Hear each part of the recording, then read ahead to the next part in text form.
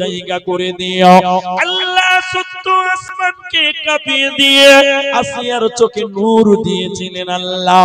আল্লাহ বলেন, বান্দিরে, স্বামীর দরজা বন্ধ, বাপের বাড়ির দরজা বন্ধ, কিন্তু আমি আল্লাহ জান্নাতের দরজা তোর জন্য অবদার খোলা থাকবে রে, তোর কোনো চিন্তা নাই। এই আমার মা, তোমার স্বামী ল্যাংড়া হোক, খোড়া হোক, কানা হোক, অভাবী হোক, ভিখারি হোক, স্বামী বলে যদি তাকে স্বীকৃতি দিয়েছ, ওর কথা মতো তোমাকে চলতে হবে, ওর সঙ্গে ওর অধীনে তোমাকে জীবন যাপন করতে হবে। তাই আল্লাহর নবী বলেন, যেই নারী পঞ্জেগানা নামাজ পড়িবে, রমজানের রোজা কবু নাহি ছাড়িবে, নিজ জতেরে রাখিবে খেয়াল, স্বামীর সেবা করে যাবে বাঁচবে যত কাল, তার জন্য জান্নাতের দ্বার খোলা রবে, যে তার দিয়ে ইচ্ছা বন্টি জান্নাত চলে যাবে। আরো একটি ভালো কথা শোনো দিয়া মন, পুরুষের জন্য নারী অমূল্য ধন। দুনিয়াতে যত ধন পুরুষের আছে, সবচেয়ে অমূল্য ধন নারী তার কাছে। কিন্তু তবে সেই নারী নেক হওয়া চাই, এহ পরকাল নাইলে হয় ছারখার। খালি পায়ে চলা ভালো, কষা জুতো যার, আর বিদেশেতে থাকা ভালো বদ নারী যার। শোনো হে পুরুষ জাতি, কোরআনে ফরমান, তোমাদের নারী যদি হয় না ফরমান, প্রথমতে বুঝাও তারে নানান প্রকারে, তাতেও যদি না বুঝে বিছানাতে দেহ জোদা করে। এই দুই প্রকারে যদি ঠিকই নাহি হয়, আদরের মারো তবে কিছু মারা যায়, অযথা মারিলে আল্লাহ নারাজ হবে, কিয়ামতের কোর্টে আল্লাহ হিসাব কষিবে। অতএব এই চারটা গুণ যার ভিতরে থাকবে, ওই মেয়েটার জন্য জান্নাতের একটা দরজা খুলে যাবে, কোনো চিন্তা নাই। ভাইয়া,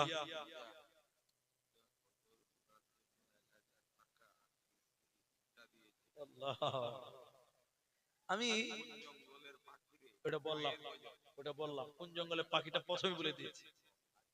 তো এখানে আপনারা কষ্ট নেবেন না, আর আমি জালসা শেষও করিনি, আপনারা পালাবেন না। আপনি আছেন তো ইনশাআল্লাহ? জি। এবার দেখেন, এখানে আমি চিঠিটা একটু পড়ি নাকি, আপনাদের ভালো লাগবে। সালাম জানিয়েছি।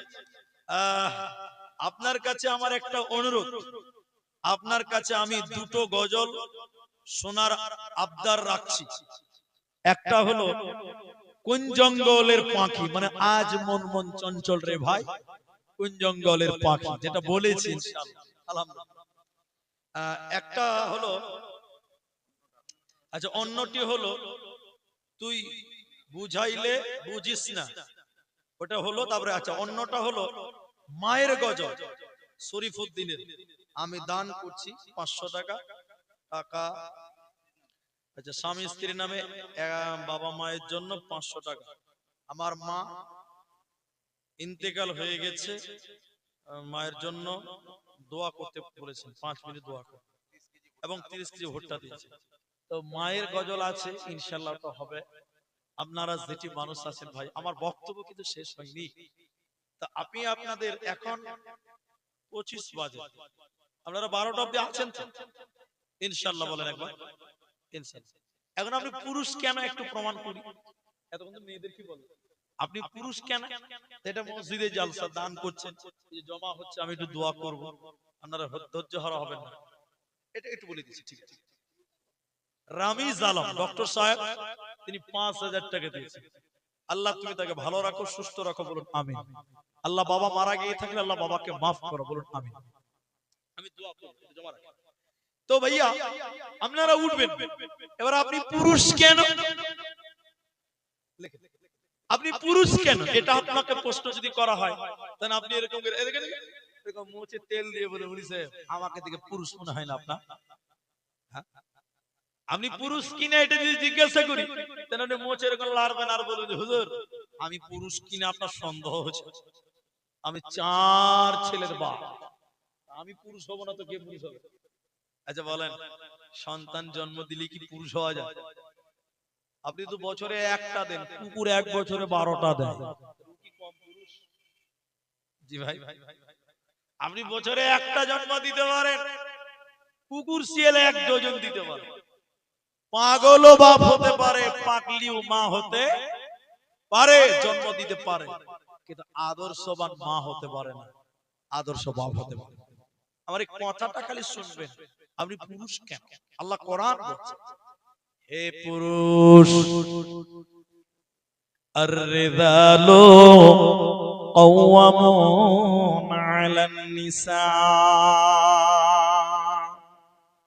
সারা পৃথিবীতে যত নারী আছে, এই নারীদের গার্জেন আল্লাহ পুরুষকে বানিয়েছে, নেতা আল্লাহ পুরুষদের বানিয়েছে।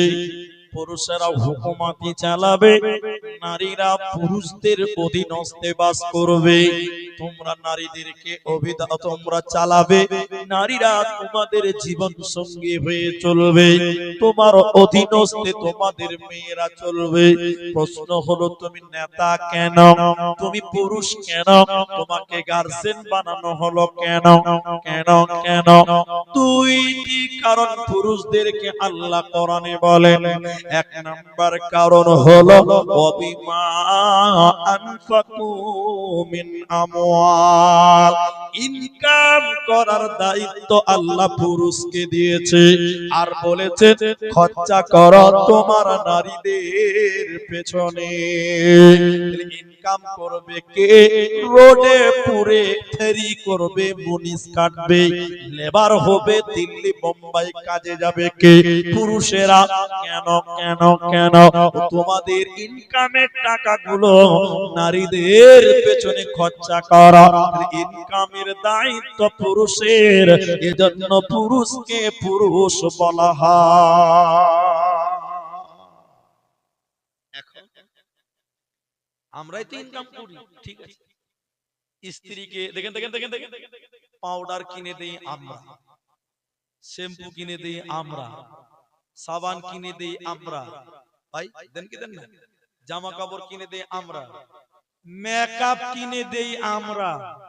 সত্য করে বলেন, আমার স্ত্রী আপনার স্ত্রী আমাদের জন্য মেকআপে সাজে? জি, মেকআপ কিনে দেই আমরা, সুনু তেল পাউডার শ্যাম্পু কিনে দেই আমরা, আর আমাদের বউ দেখে মজা মারে রাস্তা টুকটুকি বলা, ঠিক না? বলে, কারণ আমার স্ত্রী তো আমার জন্য সাজে না গো, আপনার স্ত্রী আপনার জন্য সাজে না। যেদিন খালাতো ভাইয়ের বাড়ি যাবে দেখবেন দামি দামি কাপড় পরবে, সুন্দর জামা, আর যেদিন আপনি বাড়িতে থাকবেন ছিঁড়া জামা পরে থাকবেন, ঠিক না? সাজে না, এটা দুঃখের কথা। দ্বিতীয় নম্বর, পুরুষ তুমি পুরুষ কেন? আল্লাহ বলেন, হে পুরুষের দল, তোমার অধীনে 4টা মেয়ে বসবাস করে, তোমার মেয়ে, তোমার বোন, তোমার স্ত্রী, তোমার মা। যদি ওই নারীরা তোমাদের অধীনস্থে বাস করতে করতে গুনাহ করে, কিয়ামতের দিন ও একলা জাহান্নাম যাবে না, তোমাকেও সঙ্গে করে জাহান্নাম নিয়ে যাবে। এজন্য পুরুষ তুমি পুরুষ, তুমি 4টা নারীকে কন্ট্রোল করো, 4টা নারীকে তুমি হেফাজতে রাখো, 4টা নারীকে শাসন করে চলো, নচেত মরার পর পুরুষ তোমাকেও জাহান্নাম যেতে হবে, তোমার বাঁচার উপায় রবে না। আবার মেয়েদেরকে বলে, এ মেয়েরা, আপনারা মেঘালয় গেছেন? কেউ মেঘালয়, কেউ মেঘালয় যাননি? মেঘালয় জান, আসামের পাশে একটা ছোট্ট স্টেট, তার নাম মেঘালয়। ওই মেঘালয়ে বেশিরভাগ আছে খাসিয়া। খাসিয়া অ্যাকচুয়ালি খাসিয়া বললে আপনারা বুঝবেন না, ওরা হলো খ্রিস্টান। ওরা কি? খ্রিস্টান, যাকে ওদের আঞ্চলিক ভাষায় বলে খাসিয়া। এবার দেখেন ওদের রীতিনীতি কেমন জানেন? আমরা বিয়ে করলে বউ নিয়ে আসি তো, আর ওরা বিয়ে করলে শ্বশুর বাড়ি চলে যায়, ঘর জামা। এবার আপনারা রাজমিস্ত্রি কাজ করেন, লেবার, ধান কাটেন, মুনিশ কাটেন, দোকান করেন, সাইকেল চালান, লেবারি করেন, ফ্রি করেন, আর ওদিকের ছেলেরা করে না, লেবার হবে মেয়ে, রাজমিস্ত্রি করবে মেয়ে, মুনিশ কাটবে মেয়ে, ধান কাটবে মেয়ে, দোকান করবে মেয়ে, সব বাইরে মেয়েরা খাবে। আর ঘরে থাকবে ছেলেরা, ছেলেদের পেশাবখানা পায়খানা সাফ করা, রান্না করা, ঘরের কাজ ছেলেরা, বাইরের কাজ এরা খ্রিস্টানদের কালচার। আল্লাহ কোরআন বলছে সূরা আহজাব, আবার সেই সূরা 33 নম্বর সূরার 33 নম্বর আয়াত, সূরা আহজাব খুলেন, আমি আপনাকে দেখিয়ে দিয়ে যাব। আল্লাহ বলেন ওয়াকরনা, এই আয়াতটা শেষ, আর আয়াত করব না। এরপর একটা হাদিস বলে আমি দুয়ার দিকে যাব। শুনেলেন আল্লাহ কোরআনে মেয়েদেরকে কি বললেন, ওয়াকরনা ফি বুয়ুতিকুন্না ওয়ালা তাবাররাজনা তাবাররুজাল জাহিলিয়াতিল উলা। হে ডাঙ্গা পাড়ার বেটিরা, হে গোয়াল নাগরার মায়েরা, আল্লাহর কোরআন বলেন মেয়েরা জাহিলি যুগের মেয়েদের মতন, বন্যতার যুগের মেয়েদের মতন, ওই ইহুদি খ্রিস্টানদের মতন রূপ সৌন্দর্য পদার্পণ করে তোমরা রাস্তাঘাটে বের হবে না। আল্লাহ মেয়েদেরকে বলেন ইহুদিদের মতন বাইরে তোমরা যাবে না। বুয়ুতিকুন্না, তোমরা ঘরের ভিতরে থাকো। নারীকুল তোমাদের ঘরের ভিতরে থাকবে। নারীরা ঘরের জিনিস আর পুরুষেরা বাইরের জিনিস। পুরুষেরা বাইরে থাকবে, নারীরা ঘরের ভিতরে থাকবে। আল্লাহ বলেন বুয়ুতিকুন্না, তোমরা যদি বাইরে চলে যাও জাহিলিয়াতের মতন, অজ্ঞতার যুগের মেয়েদের মতন তোমরা যদি বাইরে চলে যাও, আল্লাহ তোমাদের জান্নাতে দিবে না, পাবে না, পাবে না। নারী থাকবে বাড়ির মাঝে, বাহির হবে না। আল কোরআনের সহিহ হাদিস পড়ে দেখো না। নারী থাকবে বাড়ির মাঝে, বাহির হবে না। আল কোরআনের সহিহ হাদিস পড়ে দেখো না। খুব জরুরি বলবে কথা, খুব জরুরি বলবে কথা, আড়াল তাকিয়া ঈমান আমল সব খারাপে দেখলে বেগানা। ইমাবত ঈমান আমল সব খারাপে দেখলে বেগানা।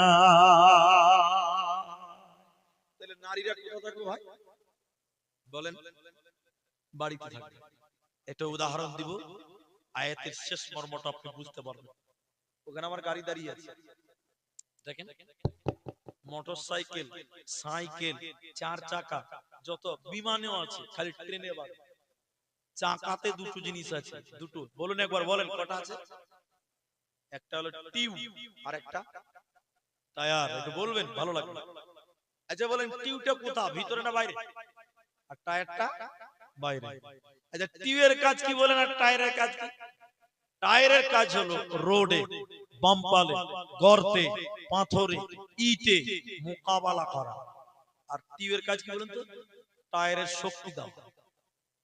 তাহলে টিউব কি নরম না শক্ত? আরেকবার বলেন, বলেন। নরম। আর টায়ার? আচ্ছা বলেন মেয়েরা শক্ত না নরম? বলেন নরম। আর পুরুষেরা শক্ত। পুরুষেরা টায়ারের মতন বাইরে থাকবে, আর মেয়েরা নরমরা ভিতরে থাকবে। এখন যদি কোনো মেয়েরা বলে সারা জীবন খালি ভিতরে থাকুন না গো, এখন কোন গ্যারেজ মিস্ত্রি যদি বলে এই টিউব সারা জীবন ভিতরে থাকবে নাকি বে, ওর বাইরে আয়। এখন টিউবকে যদি টেনে বাইরে একদম ফিটিং করে দেয়, ফস ফস করে হাওয়া করে দেয়, গাড়ি চলবে ভাই? খালি চাপে না, ফুস করে হাওয়া বেরিয়ে যায়। তো মেয়েরা হলো টিউবের জাত, এরা নরম, ওরা ভিতরে থাকবে, ওরা পুরুষের শক্তি যোগাবে। পুরুষের কি করবে? শক্তি যোগাবে, সাহস যোগাবে। আর পুরুষ টায়ারের মতন রোডে, বাম্পারে, এখানে দেশে বিদেশে সওয়াব করবে, ইনকাম করবে। এখন মেয়েরা বলছেন না, পুরুষেরা বাজারে যাবে তো আমরাও যাব, লিখবি রে লিখবি। মেয়েরা বলছেন না, আমরাও বাইরে থাকবো, ঘরে থাকবো না। আল্লাহর কোরআন বললেন বুয়ুতিকুন্না, হে নারী তোরা ঘরের ভিতরে থাক, নারী তুমি বাইরে যাবে না। এই কথাটা মনে রাখেন। যাদের হাতে কলম আছে, খাতা আছে, বের করেন। যার মোবাইল আছে বের করেন, রেকর্ডিং করে নেন। আমার সব বক্তব্য ভুলে যাবেন, এই কথাটা ভুলবেন না। মোবাইল থাকলে রেকর্ডিং করেন, খাতা কলম থাকলে লিখে নিন। কার কার সঙ্গে পর্দা নাই, কার কার সঙ্গে পর্দা নাই, মেয়েদের কার কার পর্দা করতে হবে না, কার সঙ্গে পর্দা করতে হবে না, কোরআন থেকে একটা একটা করে বলবো। আয়াত অনেক লম্বা, অত সময় আপনারা ধৈর্য ধরতে পারবেন না। যদি আমার মায়ের আছেন, মা বোন, আপনারা রেকর্ডিং করলেন, খাতা কলম থাকলে লিখলেন, কার কার সঙ্গে পর্দা নাই। কোরআন সূরা নূর 24 নম্বর সূরা 18 নম্বর পারা, আল্লাহর কোরআন বলছে, শুনে নাও। একটা একটা করে আপনাদেরকে বলবো। 31 নম্বর আয়াত, আল্লাহ কোরআনে বলছেন, 1 নম্বর পর্দা নাই, স্বামীর সঙ্গে স্ত্রীর কোন পর্দা নাই। আচ্ছা বলেন, স্বামী স্ত্রীতে কোনো পর্দা আছে? গোটা বডি যদি খুলে উলঙ্গ হয়ে নখ নখে স্বামী স্ত্রীতে ঘরে থাকে, কোনো গুনাহ হবে? বলে না কথা। কিসের গন্ধ আসছে ভাই? এটা পুরো পুরো গন্ধ আসছে। কোথাও কিছু লিক করছে, পুড়ছে। যাই হোক, আর ডিস্টার্ব করব না। দেখেন, তাহলে স্বামী স্ত্রীতে কোনো পর্দা, এর পরে যাদের নাম বলবো ওদের সঙ্গেও পর্দা নাই। কিন্তু স্বামীর মতন না, স্বামীর মতন গোটা বডি খোলা যাবে না। শুনেন, ওই পুরুষগুলো লেখেন, রেকর্ডিং করলেন, এই কথা যদি না শুনে যান, তাহলে আপনার বসে থাকাটাই ভুল হয়ে যাবে। এটা মেন কথা।